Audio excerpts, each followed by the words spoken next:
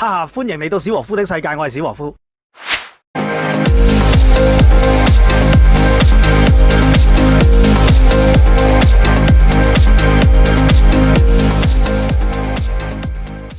Hello， 各位師兄大家好啊！又係我小和夫同大家一齊玩玩具咯。我哋今日玩嘅玩具就係呢一隻 Ace01 Tumbler 啦。好，咁我哋睇下個盒先。嗱，咁佢正面咧就係咧阿 Tumbler 咧揸住佢一支咁經典嘅大炮啦。咁而佢後邊咧就係好似一個博派基地咁樣嘅插畫喎。好啦，咁我哋咧就睇下個頂先。咁就係 Ace 呢一間嘅公司嘅名啦。咁呢一間公司咧係一間新公司嚟嘅喎。咁我哋再睇下咯。咁呢度咧就係 Tumbler 個名啦。咁呢度咧就係一啲 Tumbler 嘅簡介咯。咁後邊就係 Tumbler 嘅插圖啦，同埋一啲警告字眼嘅。咁我底下就乜都冇噶啦。好，咁我哋就攞佢出嚟睇下先。呢度咁樣打開佢啦。哇！咁佢嗰個盒咧，嗰啲卡紙咧都好厚喎，都係啲好厚嘅粉紙嚟喎。咁我哋就攞出嚟咯。嗱，呢度咧就係一個都係啲好硬嘅級數啊。咁佢包裝嗰度咧就用咗好多功夫啊。咁啊，跟住一路攞出嚟啦。咁呢一度咧就係佢嘅說明書啦。再攞出嚟。哇！就係咧有一個咧亞加力嘅膠盒喎，咁啊仲有一個底座添。哦，咁個底座下邊呢度咧仲有一個嘅吸索嘅。咁呢度就有一個咧架啦。咁跟住我哋再睇下佢個裏面嘅內容咯。咁咧佢就會有3個頭雕咁多嘅喎。咁我哋陣間就可以逐個睇下啦。咁另外咧就有一支咧成個人咁高嘅一個大炮啦。咁啊跟住佢嘅主體啦。咁另外仲有一把槍喎。就係咁多嘢咯。咁我哋而家咧就攞佢出嚟睇下先。好，咁我哋就攞到阿 Tumbler 出嚟咯。咁呢一個咧就係佢嘅主體咯。咁嗱，我哋睇下佢頭雕先啦。咁其實咧佢就有3個頭雕咁多嘅。呢個係其中一個啦。咁其實咧佢咧就係一個跳崖者嚟啦。咁我哋不如就叫翻佢做跳崖者啦。咁我哋咧就睇下佢嘅可動咯。咁個頭啦，可以咁樣轉啦，手啦，360度啦，向外啦，向外都可以去到180度咁多嘅。咁啊向前都係180度啦。咁啊手踭位置就轉得啦，亦都係可以超過90度喎。啊，呢度超過90度喎。咁啊跟住條腰啦，條腰啊轉得啦。咁啊跟住隻腳啦，向前90度啦，向後咯，向後又做到90度啊，即係180度咯。180度做到喎，跟住向外咯。啊向外咧又做到90度咯，向外都做到90度啦。咁啊膝頭哥咯，膝頭哥又超過90度啦。咁個接地性又冇乜嘅，隻腳就唔係好喐得嘅，即係個腳板。啊，睇翻先，個手腕又唔轉得啦。咁我哋咧就試下咧，就睇下其他嘅頭先。好啦，咁樣咧 Ace 跳崖者除咗佢原身嗰個頭之外咧，其實咧仲有2塊面跟翻俾你嘅喎。嗱，咁呢一個咧右手邊呢一個咧就係咧 G1 咧初期咧最 typical 嘅，佢咧最特別嘅地方咧就係佢紅色嘅地方啦。就好多嘅，搞到個頭咧好似好大咁，而塊面咧就好細咁樣嘅。咁而我左手邊呢一個咧就會比較似翻咧佢 MP 嗰個大黃蜂嗰個樣嘅。咁而佢中間咧就係佢本身跟埋嗰個啦。咁小和夫自己最中意邊一個咧就係呢一個啦。所以咧我哋陣間咧就可以試下咧換咗個頭佢喎。好，咁嗱，我哋就將呢2個頭咧就收埋先。咁我哋就準備去換呢一個頭咯。咁啊點樣換嘅咧？咁我擺低呢一個先啦。咁其實咧，咁我哋就揭開咗佢背脊呢一度去。咁樣揭開咗佢啦，咁咧就會見得到呢度有粒螺絲嘅喎，係啦，咁呢度有粒螺絲嘅，咁咧我哋而家咧就攞個螺絲批，就係我嘅千年螺絲批啦，就將呢粒螺絲咧就鬆咗佢先，咁樣鬆咗佢啦，咁樣鬆咗嘅咯喎，咁啊擺埋一邊先啦，咁啊可以將個頭咧就攞落嚟嘅咯喎，攞咗落嚟咯喎，咁我哋咧就攞翻呢一個頭咧就插翻去呢個窿度啦。咁跟住咧就上翻嗰粒螺絲喺個位置，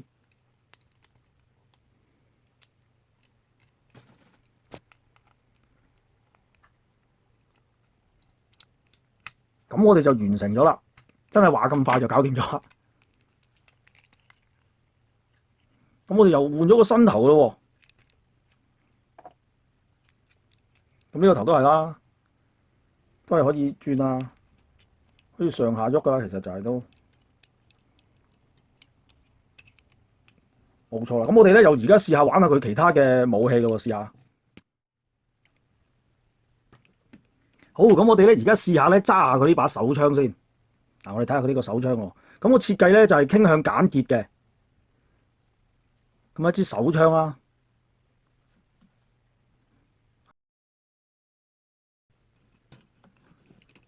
個效果就係咁樣啦，就係咁樣啦。咁啊可以有一個揸槍嘅姿勢喎。好，咁佢另外咧仲跟咗一支咧喺動畫入邊嗱，即係呢一度啦，呢個位置。咁佢咧就係第一集變形金剛第一集 G1 嘅第一集咧，就已經咧有跳崖者就係攞住呢支大炮出場嘅咯。咁呢支大炮咧，咁 Ace 呢間廠咧，佢亦都係相當之有誠意咁樣咧，就係可以發光嘅喎。嗱，好似而家咁樣啦，都係跟翻動畫嗰度咧，用翻一個黃色光嘅喎，都係。咁嗰個開關掣咧就喺呢一度嚟嘅。咁我哋就可以咁樣開關啦。嗱，咁啊閂咗嘅咯喎，咁啊開翻啦。係㗎啦，咁我哋試下揸下佢喎。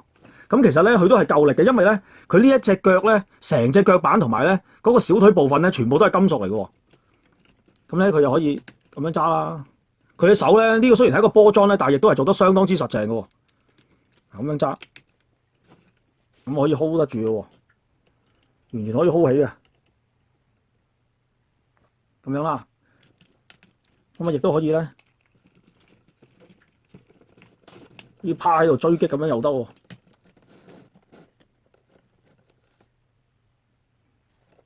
嗱，咁樣嘅姿勢，好似喺度追擊咁樣啦，就係匿埋喺個地方，喺度追擊麥加登，係啦。咁另外咧，佢亦都咧跟咗一個咧嘅底座俾我哋嘅喎。嗱，我哋而家就企穩佢先，唔好理佢住啦。跟住就嗱，我哋就攞翻個底座出嚟喎。咁個底座咧都做得好靚喎。嗱，你睇下嗰度嗰啲紋咧，呢度就好似嗰啲防線嘅一啲紋啦。另外呢度仲有一啲冷卻系統啦。咁其實呢個就好似佢腳板咁嘅形狀咁樣嘅喎。啊，係咪咁樣嘅形狀喎？咁佢仲有一個架咧喺個底嚟嘅，咁啊可以拆出嚟啦。咁你就中意點都得嘅喎。嗱，中意咁樣插落去打直又得，咁啊跟住掹翻佢出嚟咧，咁樣插翻落嚟打橫又得嘅喎。咁我哋就試下玩下啦。我哋就打直咁樣啦，打直咁樣咧。咁佢呢一度咧，後邊呢個位置咧就可以咧插落去呢啲窿嗰度嚟嘅喎。嗱，就好似類似咁樣啦。我哋較高呢個鏡頭先，咁啊做一個好似飛嘅感覺咁都得嘅喎。真正嘅跳崖者啊！喂，嗱，我哋轉嚟睇下，嗱就好似一個跳躍嘅動作咁樣啦。嗱，你睇下佢嘅手真係好實淨啊！咁樣揸住支大炮都仲得嘅喎。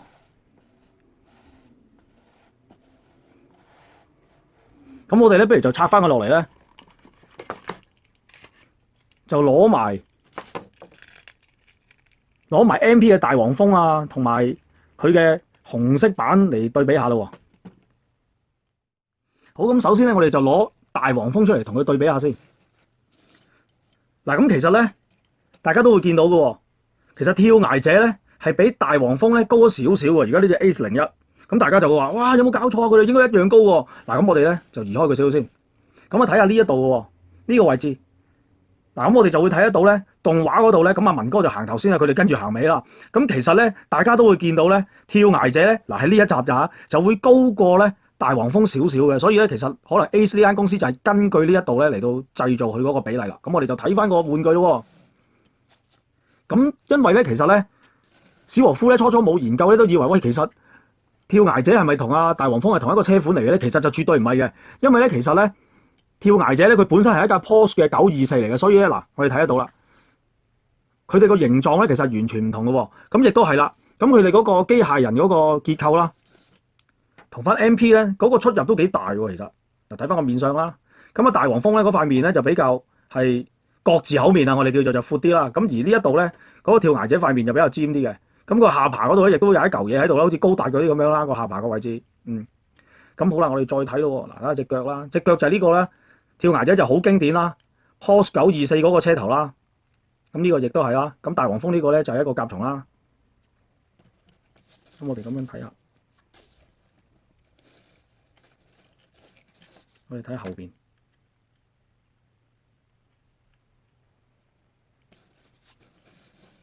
咁我哋咧而家就攞埋隻紅 B 出嚟睇下先啦。嗱，呢一隻咧就係紅色版嘅大黃蜂啦，即係話係紅蜂啦。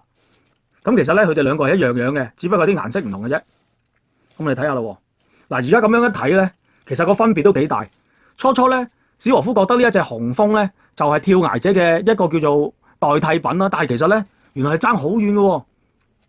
嗱，因為咧動畫嗰度咧跳崖者佢本身啲手腳咧都係灰色嘅，就好似而家呢隻咁樣啦。嗱，我哋擺埋一齊。其實咧 Ace01咧佢嗰個外形咧一啲都唔會輸蝕嘅喎。點解咧？嗱，佢配咗啲藍色槍咧，對比起上嚟咧就 sharp 好多啊。嗱，我哋而家咁樣睇啦，咁佢係高少少啦。嗰個頭雕咧，而家呢一個樣咧都 OK 㗎。咁啊，大家就中意邊一個樣咧，亦都可以換啦。係啦，啊佢支槍啊，俾翻佢先。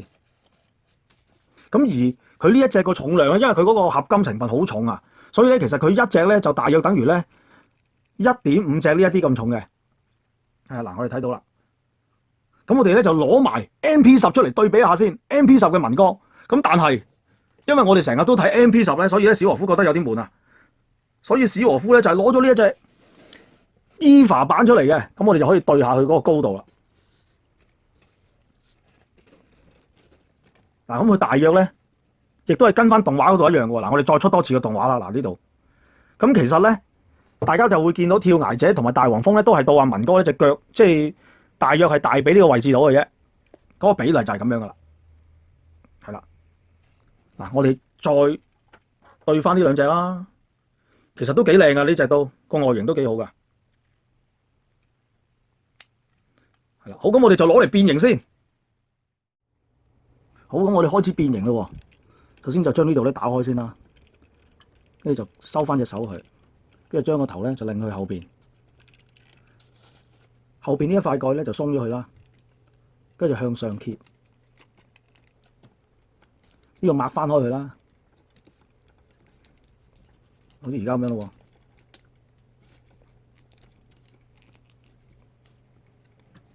咁跟住咧就將呢一塊蓋咧就向前冚落去前面嗰塊度，就好似而家咁樣啦。我哋企翻喺度啦。咁跟住咧就將呢一個部分就反上去。喺呢個之前咧就將隻手咧向前先，兩邊一樣咯。咁啊將呢一塊嘢就反上去啦。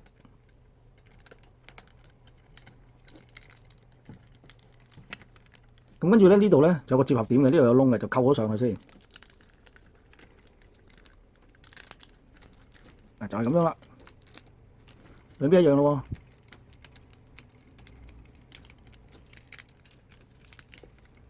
而家我哋咁樣扣咗咯。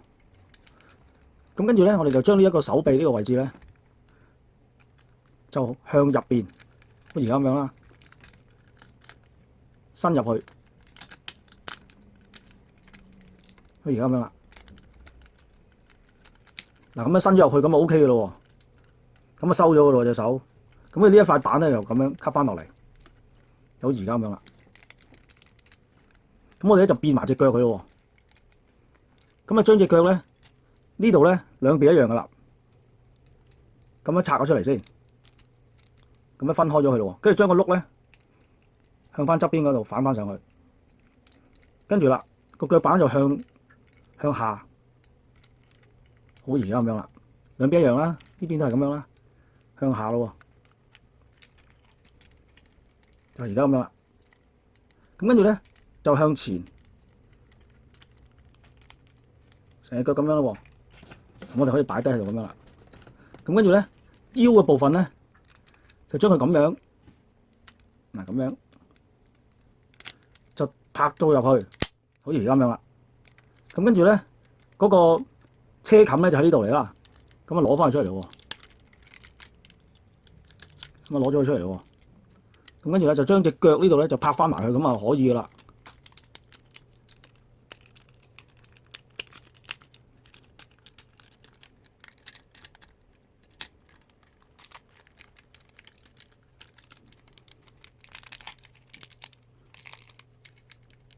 咁呢度就執翻好佢啦。咁我哋就變完咗噶咯喎，係啦。咁我哋試下推下佢啦，都係好順嘅喎。咁佢呢個咧都係啲橡膠轆嚟嘅。我哋睇一睇個車型啦。咁呢一架咧其實咧就係一架非常經典嘅 Porsche 924嚟嘅，係1976年首次發售㗎啦。咁佢咧係擁有咧呢個嘅2000cc 四隻水嘅水冷引擎喎，仲係採用咗呢個嘅 Transaxle 結構系統嘅。咁即係乜嘢咧？即係話咧嗰個引擎咧就裝喺前置嚟嘅，但係咧就係後轆驅動嘅喎。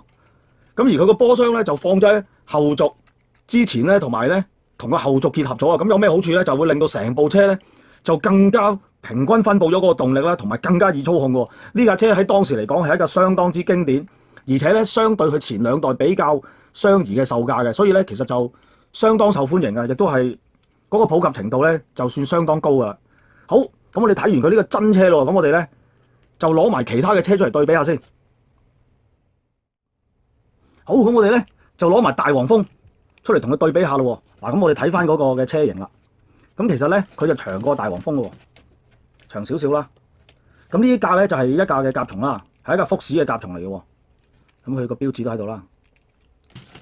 咁其實咧佢個轆咧呢度就係就咁一個硬膠咁樣硬膠轆啊。咁啊，其實大家嗰個收納情況都係差唔多啦。咁佢就係用咗個膠轆啦。咁嗰個拎咧呢一啲雕刻就會比較細緻少少啦。咁樣啦，好，我哋再攞埋紅色嘅紅蜂出嚟，咁樣大家對比下啦。前面就係咁樣啦，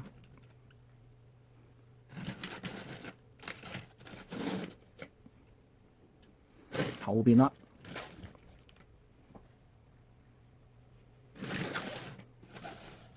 咁我哋當然咧都要攞埋MP10嘅 EVA 版出嚟啦，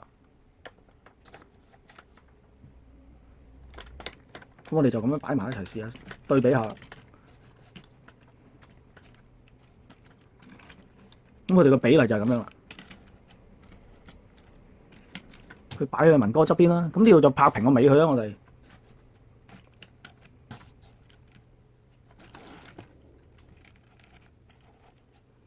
佢哋個車型對比就係咁樣啦。咁我可以將佢放上去睇下又，大約就係咁樣啦。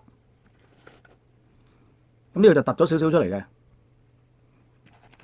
你將個大黃蜂擺上去上面啦，就會係咁樣噶啦。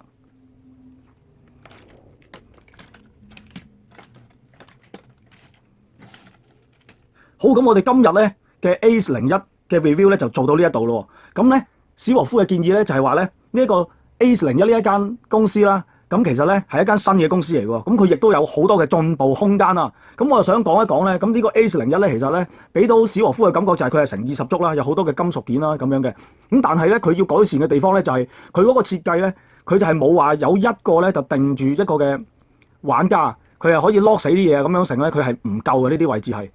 就係冇話鎖死嗰個系統咧，就比較弱啲。咁而官方咧呢一方面咧，因為經驗嘅問題咧，就做得好好啊。咁好似大黃蜂咁啦，佢所有位啊係所有基本上全部都係有一啲嘅系統去管住佢噶，例如一啲接合點啊、一啲卡扣啊咁樣去到管好佢啦。